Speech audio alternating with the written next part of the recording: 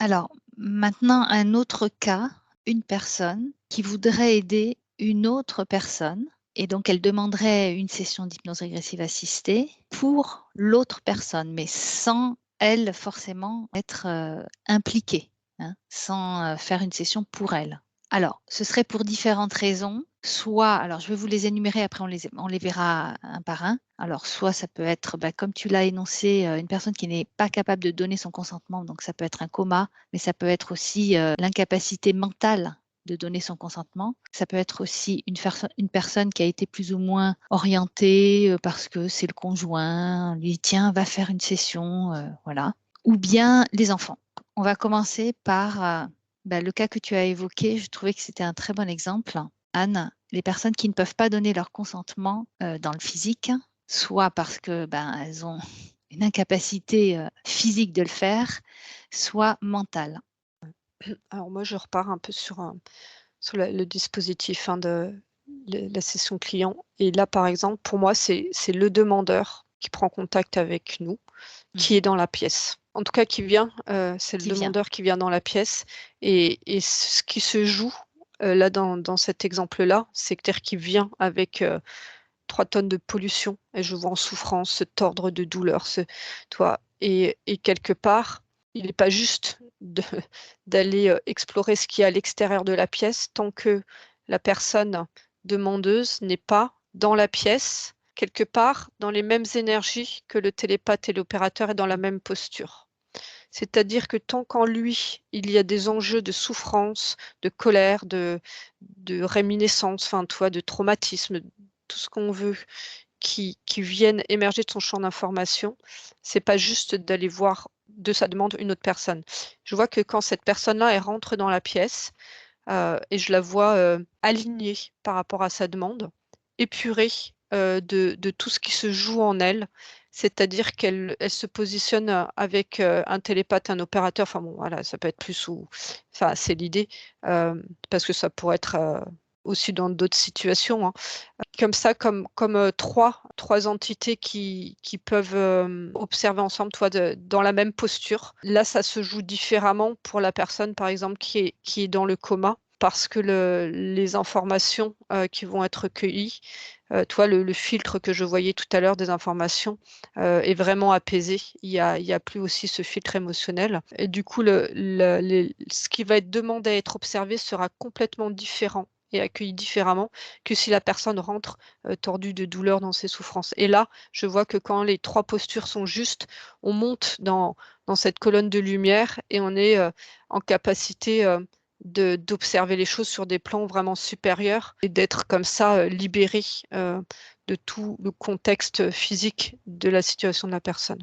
Très intéressant, ouais. Ça revenait à cette notion de tierce personne là toujours, voilà, du coup que tu amènes dans cet exemple où, finalement, l'état de cette tierce personne va, effectivement influer beaucoup, ce qui se joue justement, mais et du côté alors si on prend nous, télépathes, bah, c'est quelque chose en fait dont on a conscience et qui est intégré, mais pour un accompagnant, on va dire, un peu moins expérimenté qui pourrait encore avoir une âme de sauveur, il pourrait y avoir justement, des échanges informationnels qui sont pas juste dans le fait de faire croire qu'il peut y avoir un résultat, faire miroiter quelque chose et là, en fait, il y a quelque chose aussi qui est pas aligné.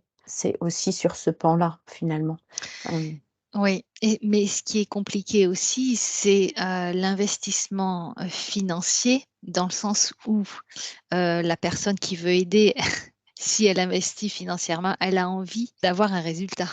et oui et c'est là où on voyait ça tout à l'heure dans Heu, l'accompagnant, c'est cette conscience que finalement, s'il y a une attente de résultat, ça peut, mettre une pression, sur finalement, le praticien qui, se doit en fait être dans cette obligation, d'amener un résultat. Sauf que le résultat, en fait, on peut pas le provoquer de sa propre volonté.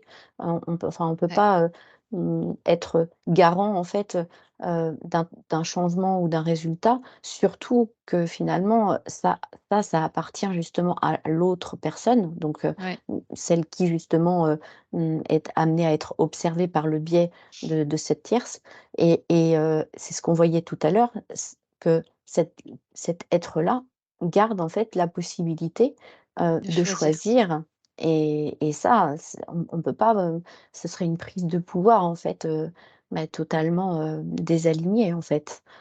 C'est chacun Ouais, en fait, garde son propre pouvoir et dans cette conscience-là, s'il y a un investissement financier, il y a aussi un investissement de temps pour, l'équipe en fait dans un dispositif de session par exemple qui est déployé et là, bon, il y a de la communication, il y a des échanges d'informations, mais après finalement, on peut pas en fait, bah, garantir quoi que ce soit. Ce serait, très égoïque et puis, mmh, avec, ça manque d'humilité, en fait. Là, justement, c'est, de se dire: «Mais on sait pas, en fait, on sait pas ce qui va se passer». mmh. Par contre, voilà.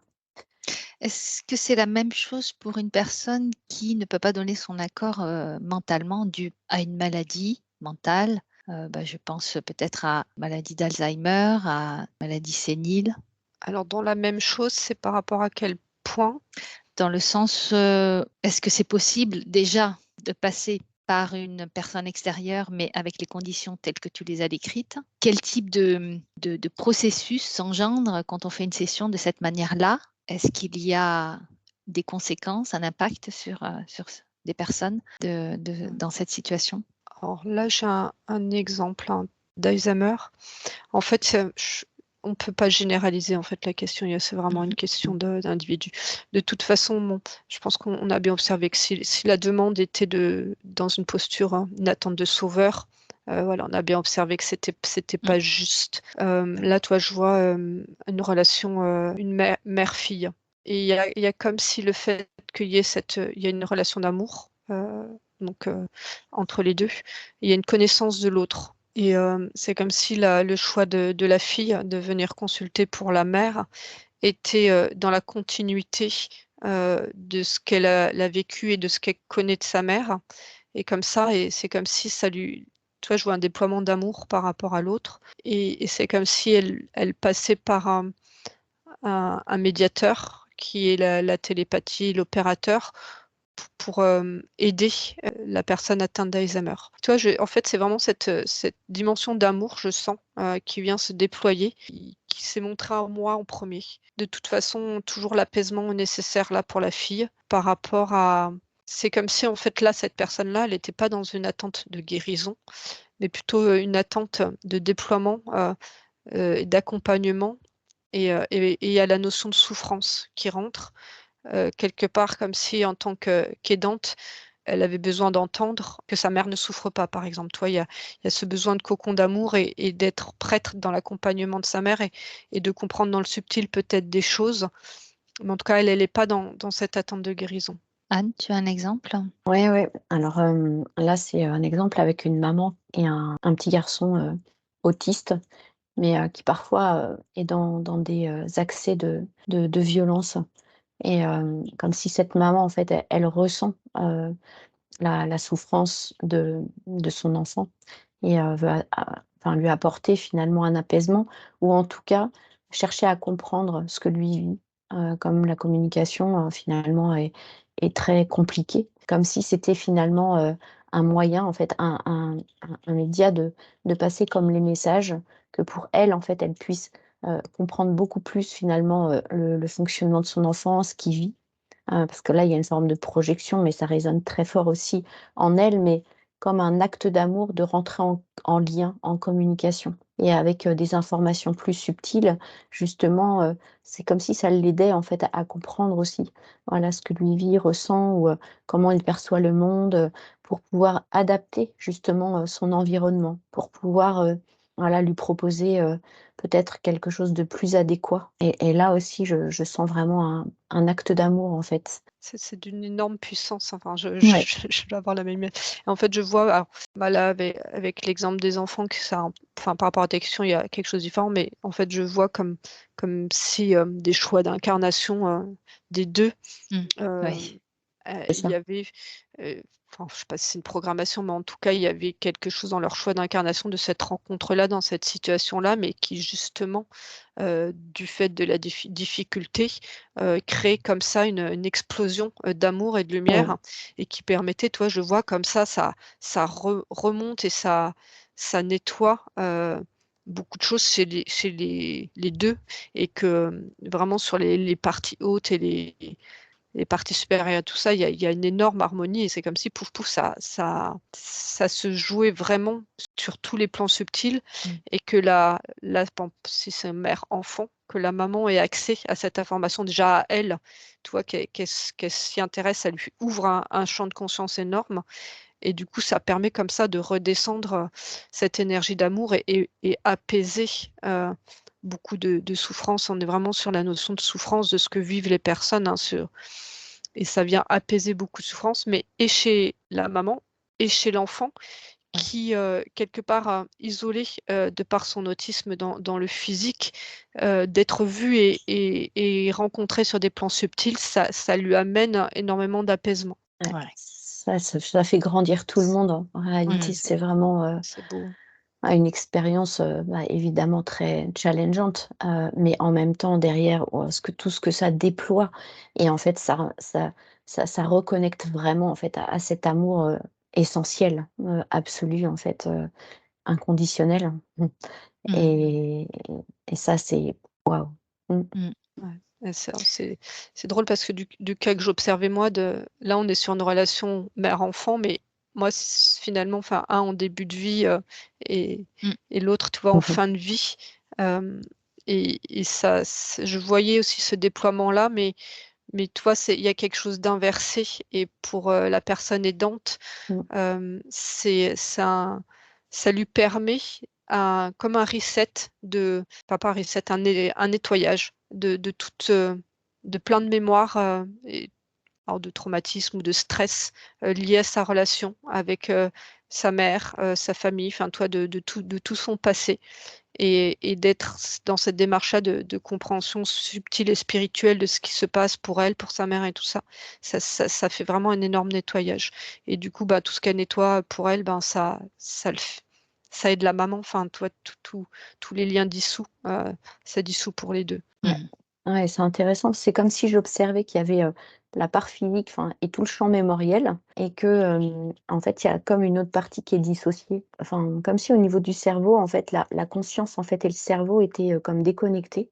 Mais en même temps, voilà, de le vivre dans cette incarnation, ça permettait justement comme, d'alléger tout ce champ mémoriel et avec ce choix, en fait, d'être déconnecté de la souffrance, en fait, que ça a pu générer, en fait, auparavant.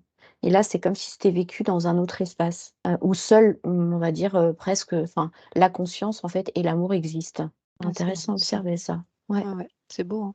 Mmh. C'est très touchant. Ouais. Ouais. Mmh. Vraiment.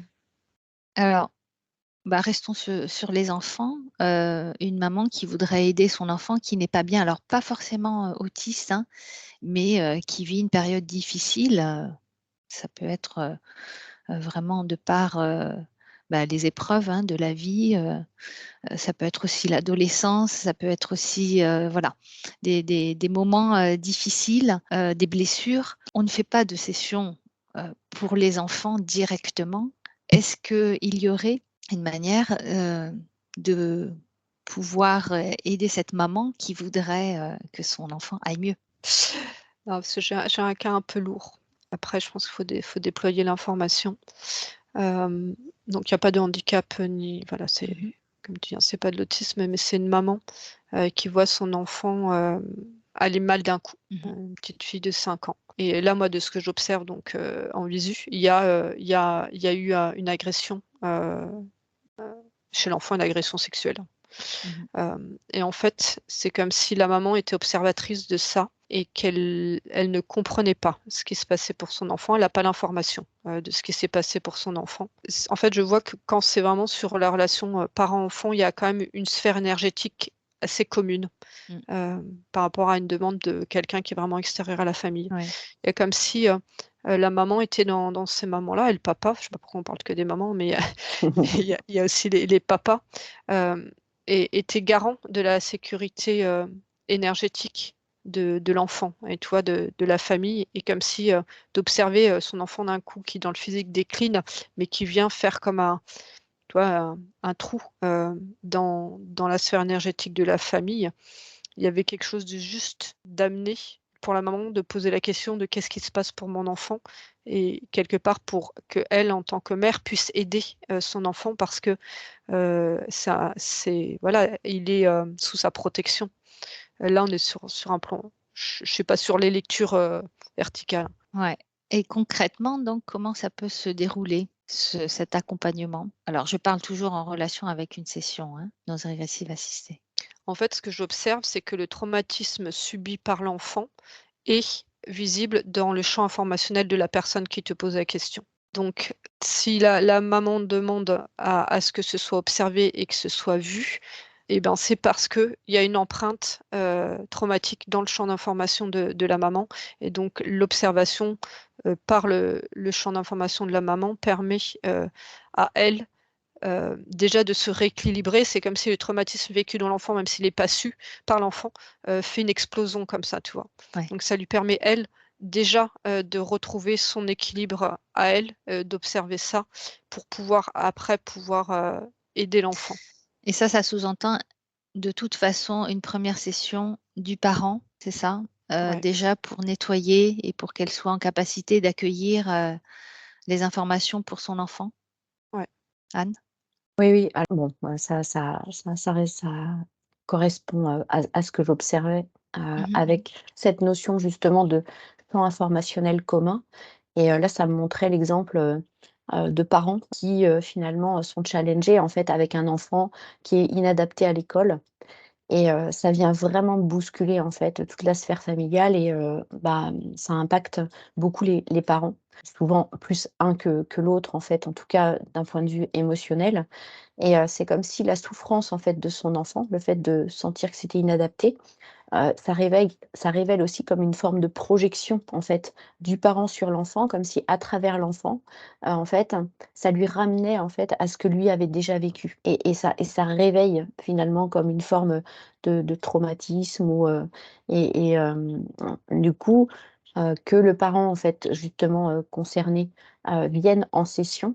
Et bien, c'est comme lui faire prendre conscience qu'il y a une résonance, en fait et que ce qui se Mmh. réveille chez lui, finalement, c'est quelque chose, en fait, bah, qui, fait partie de, son champ, justement, mémoriel et que de pouvoir, bah, l'accueillir et le traiter, justement, bah, chez lui, bah, c'est ce qu'on voyait tout à l'heure, en fait, avec, ce transfert d'informations, hein, avec ces champs d'informations partagés entre, bah, le parent et l'enfant sur ce thème-là bien précis.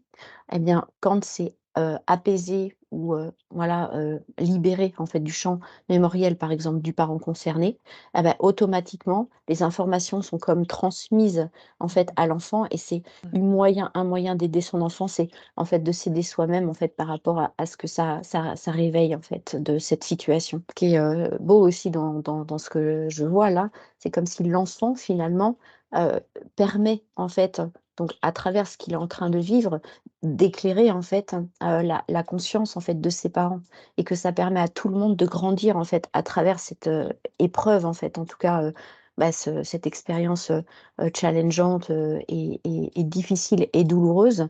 Mais en fait, là encore, tout le monde, en fait, grandit de ça, vraiment, Mmh. hem, à partir d'une aide, en fait, où on vient comme pour sauver son enfant, finalement, bah, de prendre conscience que, bah, en fait, en se sauvant soi-même, bah, finalement, ça permet aussi de mieux accompagner l'enfant et comme on se comprend mieux soi par rapport à ses propres besoins, ça permet aussi d'adapter son accompagnement par rapport à son enfant pour être beaucoup plus, en fait, dans un accompagnement, hem, bah, déjà, dans un amour inconditionnel, c'est-à-dire de se voir qu'on n'est plus en train de vouloir changer son enfant parce qu'il souffre, mais on l'accueille aussi dans sa souffrance et finalement, bah, là, il y a un accès en fait, à, d'autres solutions, et à une forme de reconnaissance en fait, aussi Mmh. de soi et de l'autre.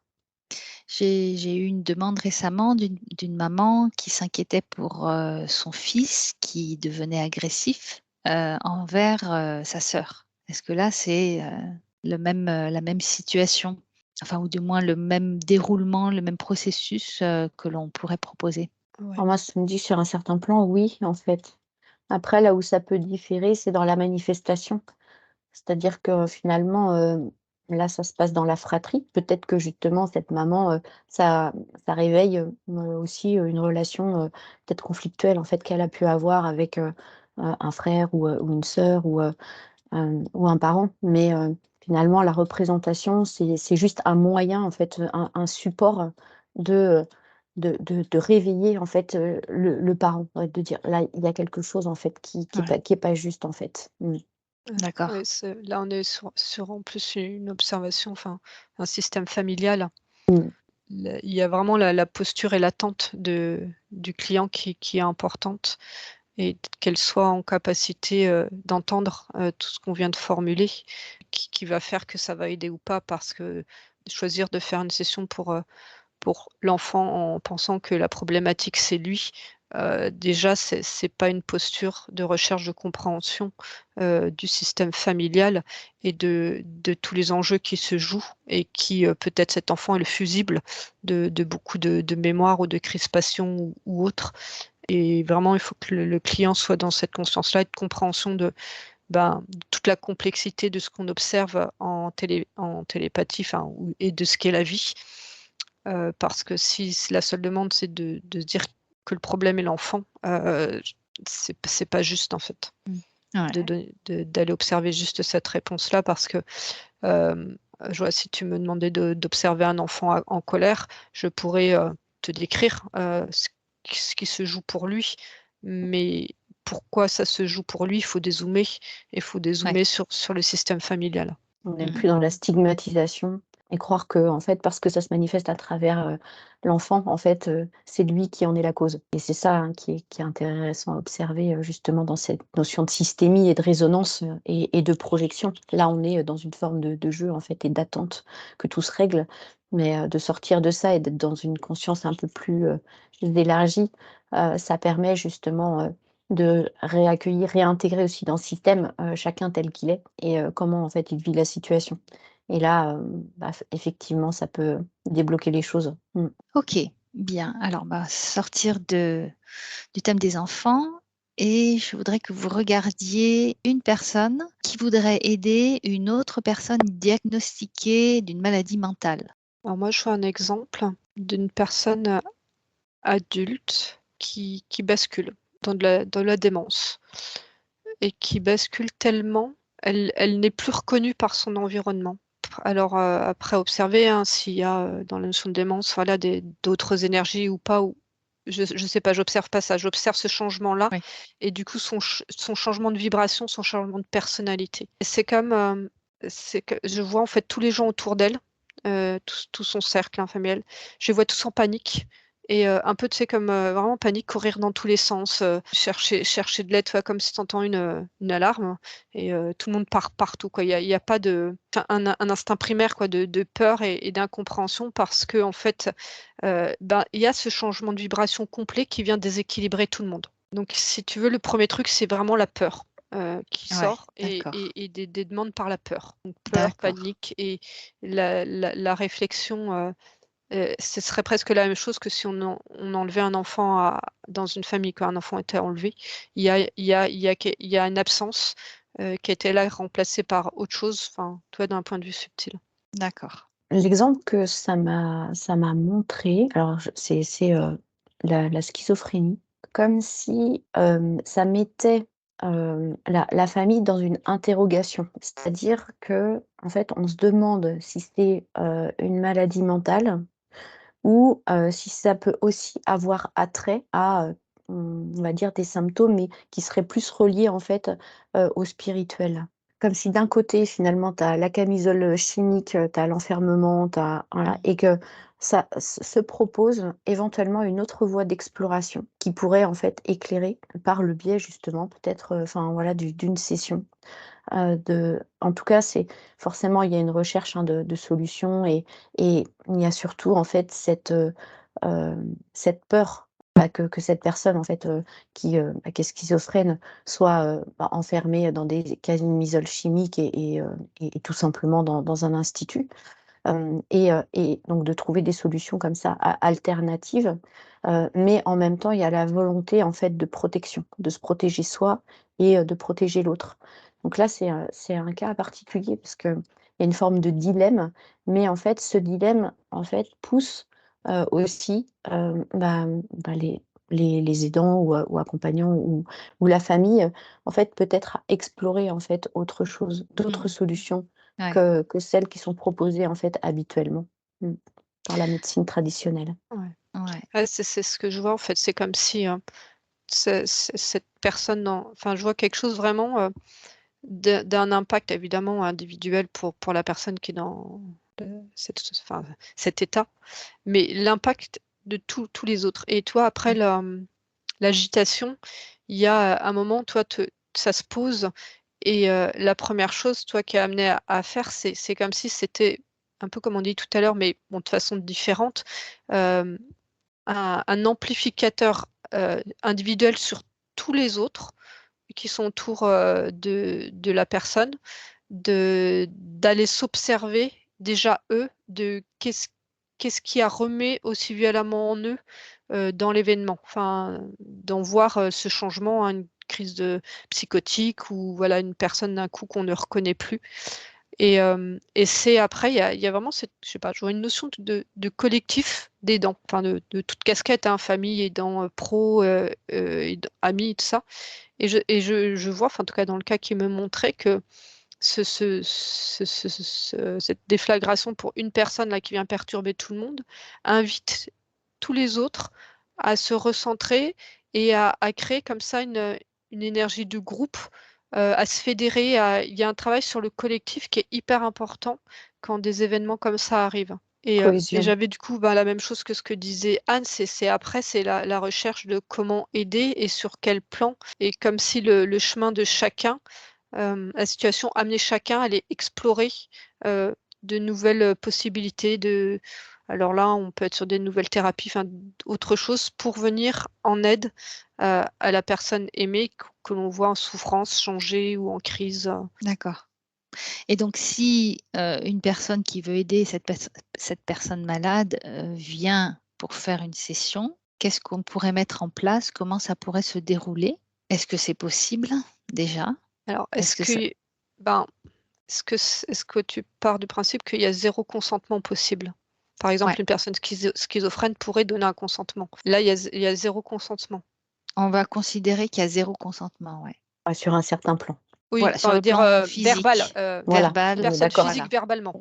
C'est ça. Ouais, C'est ça que je veux dire, c'est que Oui, verbalement, la personne n'est pas en capacité c'est ça. à dire les choses, donc Ce qu'on a observé à plusieurs reprises, c'est que par le biais de cette personne, il y a un champ, informationnel, partagé et commun et il mmh. peut y avoir comme ça déjà une transmission en fait d'informations. Après, bon là, ce qui peut paraître assez, difficile à entendre parfois, en fait, c'est comme si ça remettait la notion de choix d'incarnation. Et aussi, voilà, c'est évident que c'est très difficile à vivre, souffrant et extrêmement challengeant et en même temps, cette notion, que, c'est pas par hasard, en fait, si, finalement tous les protagonistes, sont, au contact de, comme tu disais Mélanie, en fait, cette déflagration-là, cette, explosion à travers, en fait, voilà, la personne qui bascule, en fait. Il y a un vrai apprentissage au travers de cette expérience vécue, et en même temps, c'est difficile et même la personne qui, vit, en fait, ce basculement, quelque part, même sur le plan mental, en fait, elle est déconnectée, en fait, d'une forme de réalité. C'est comme si sur un plan, supérieur, il pouvait y avoir, comme toujours, en fait, la possibilité, alors c'est bizarre, hein, comme je l'observe, toujours finalement de, pouvoir, choisir, en fait. Mmh. Voilà, bon, après, quand il y a des atteintes, on va dire, neurologiques, et que, ça touche la physiologie, la biologie, Ouais. il peut y avoir quelque chose d'irréversible, mais c'est pas toujours le cas, en fait. D'accord. Voilà. Et donc ça passerait donc par la personne qui veut aider. Alors en Ah, fait, Ce serait elle Là, qui ferait une là, c'est session? comme ça. Là, c'est comme ça que je l'observe dans mon Ouais. exemple. Ça ne veut pas dire qu'il n'y en a pas d'autres. Peut-être Mélanie, elle observe autre chose là. en fait, ce que j'observe, c'est comme si, bon, c'est pareil, hein, c'est un exemple, hein, c'est pas une généralité. Tu vois, comme si le corps physique, ça avait fait comme une, une éponge, toi, qui s'était serrée, que l'énergie, le gros de l'énergie de la conscience de la personne était presque hors du corps. Ouais. Et D'accord. que, Ça, et c'est que comment tu vois la maladie, c'est ça? voilà, D'accord. l'exemple de la maladie, que c'était hors Mmh. du corps, et que la personne qui vient demander une session pour cette personne-là, alors voilà, je crois qu'on l'a assez dit que c'est pas une position de sauveur. euh, Mmh. il y a toute cette compréhension de pourquoi on demande une session d'hypnose, mais de permettre d'être en contact avec justement cette partie qui est sortie du consentement en fait, mais qui est du coup sur je vois une conscience très puissante, Mm. et d'avoir accès à ce champ d'information-là de la personne, de le transmettre à celle qui nous consulte. Par rapport à tout le monde des aidants que je vois autour, ça participe à l'équilibre et à l'avancée de tous les aidants. Et ça peut être un choix d'incarnation pour la personne quelque part.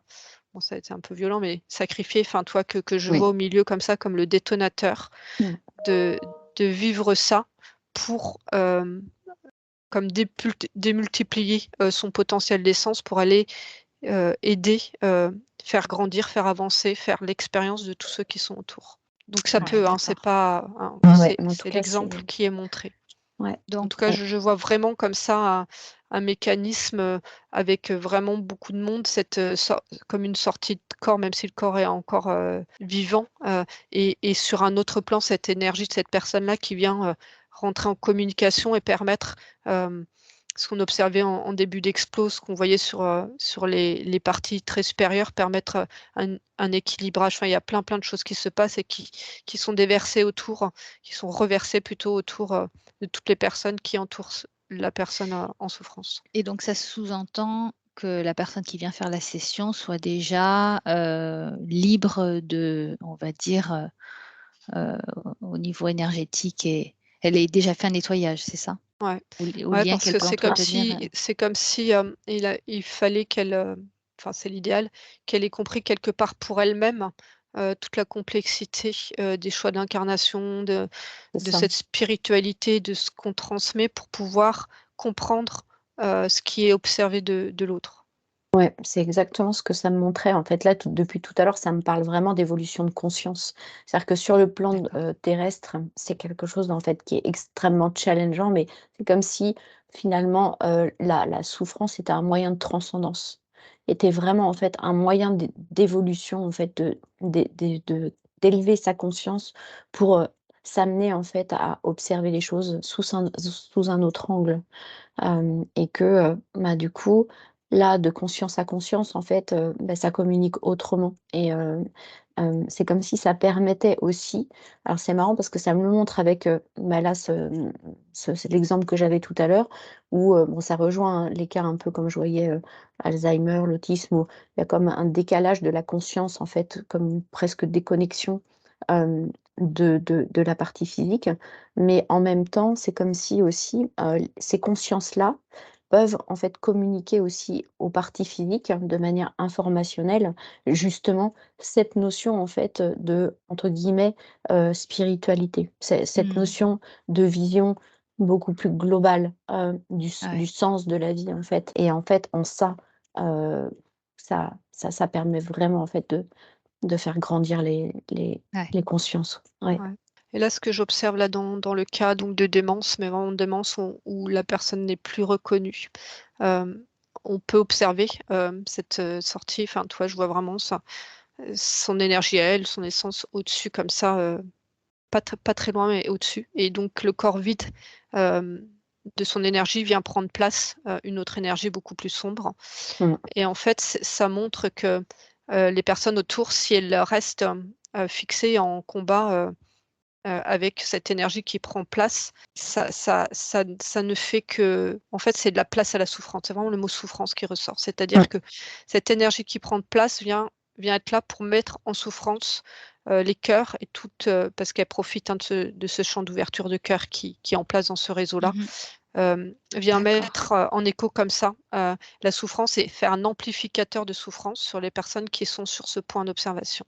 Et que les personnes qui ont fait, comme ça une compréhension, qui ont un niveau de conscience supérieur et qui ont, une capacité à comprendre en tout cas, la complexité, hein, comme j'ai décrit tout à l'heure, Mmh. ben, en fait, elles s'extraient de cette souffrance-là et il y a un énorme apaisement qui se fait.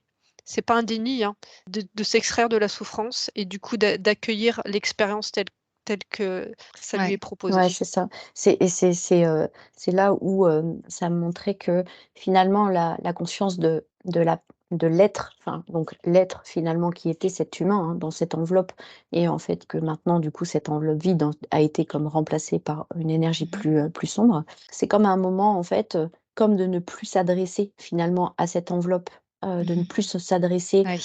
à l'humain en fait, au véhicule, parce que ça n'a plus rien à voir en fait avec la personne qui a été connue. Pour autant, la conscience, en fait, de l'être Ouais. est toujours présente. Ouais et du coup, c'est comme si c'était une invitation à vraiment être, dans une communication vraiment, bah, de conscience à conscience, d'être à être, de Ouais. cœur à cœur et comme si même l'enveloppe, c'est bah, en fait, ça n'existe plus. Mmh. Presque faire le deuil de ça, en fait, Ouais. ouais, accéder à D'accord. autre chose. Et Ouais, c'est cette démarche-là, donc individuelle, qui va, aider, la souffrance de la personne parce que, Ouais. elle reste là et même si on observe tout ce qu'on observe, il y a toujours enfin, la présence, enfin, ouais, on va pas l'isoler et l'abandonner au fond d'un EHPAD, quoi, mais d'être dans cette démarche-là, je vois que plus, la conscience de la personne qui est au-dessus est vue et fédère autour, plus finalement Ouais. elle permet comme ça d'englober et d'accompagner aussi la partie physique jusqu'au bout.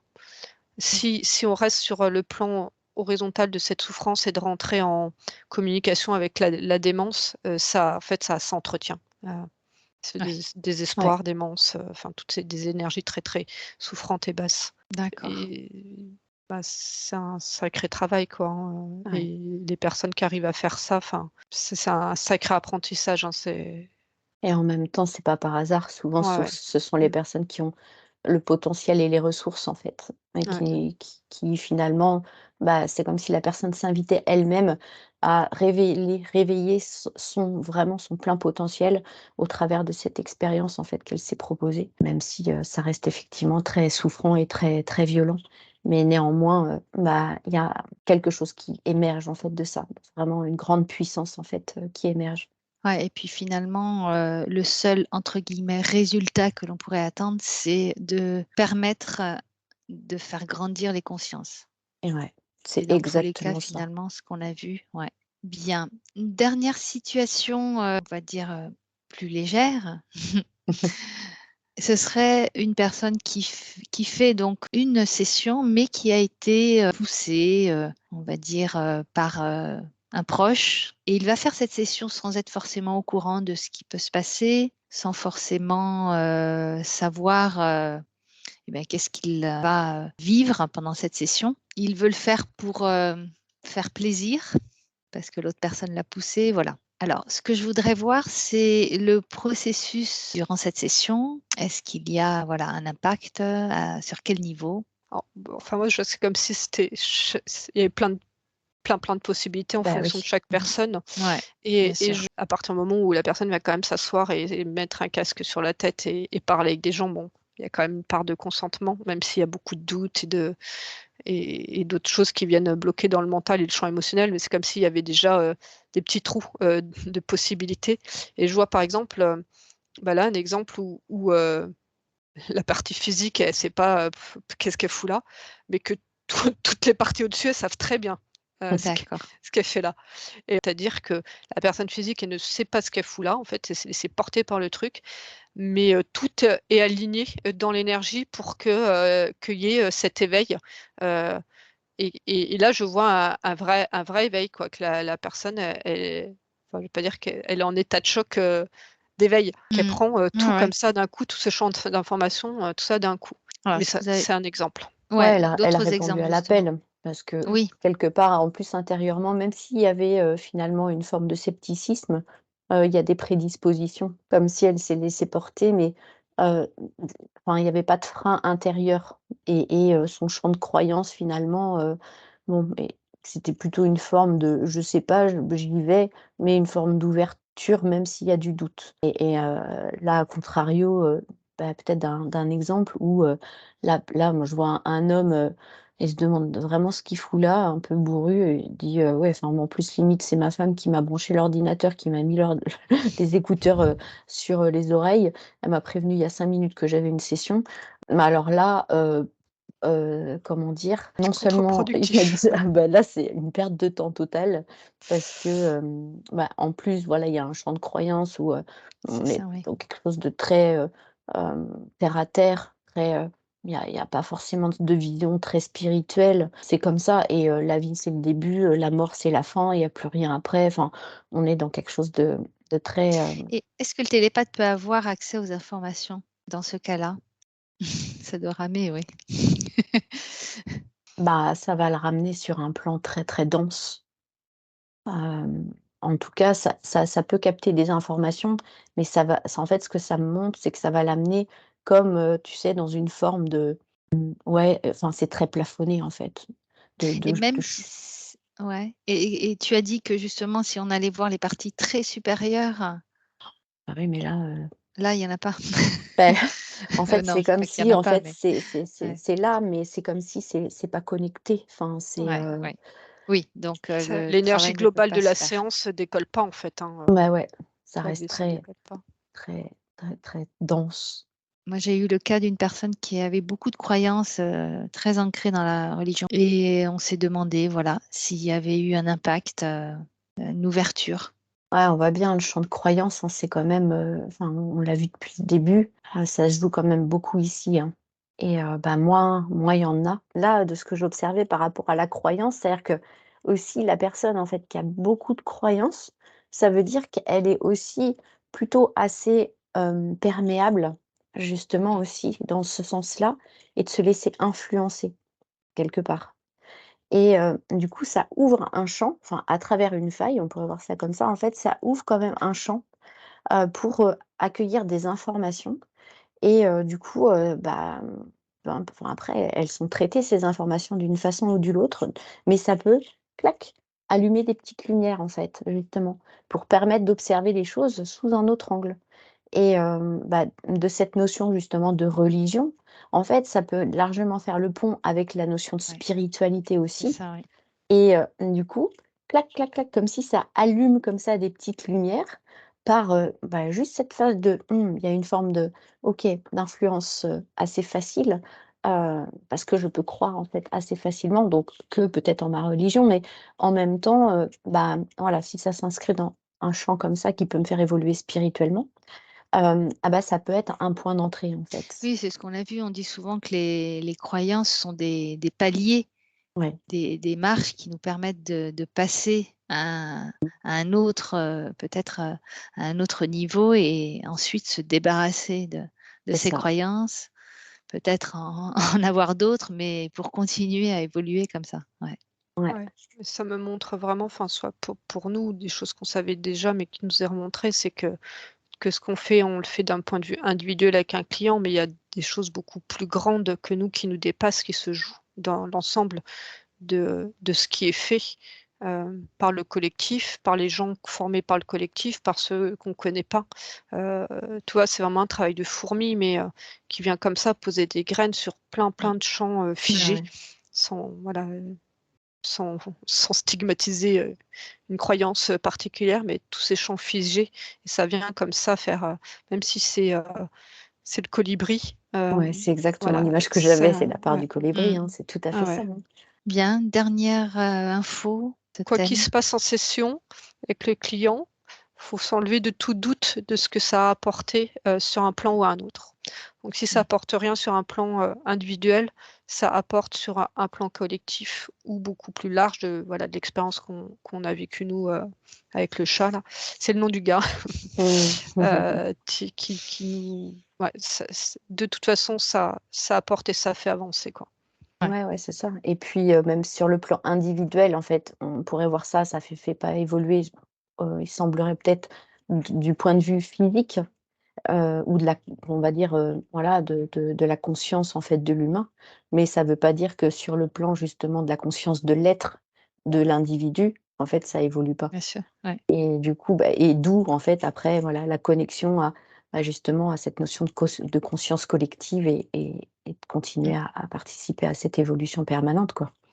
Ouais. Mmh. tout à fait. Oui. Bien, bah, on va terminer là-dessus. Alors je vous remercie.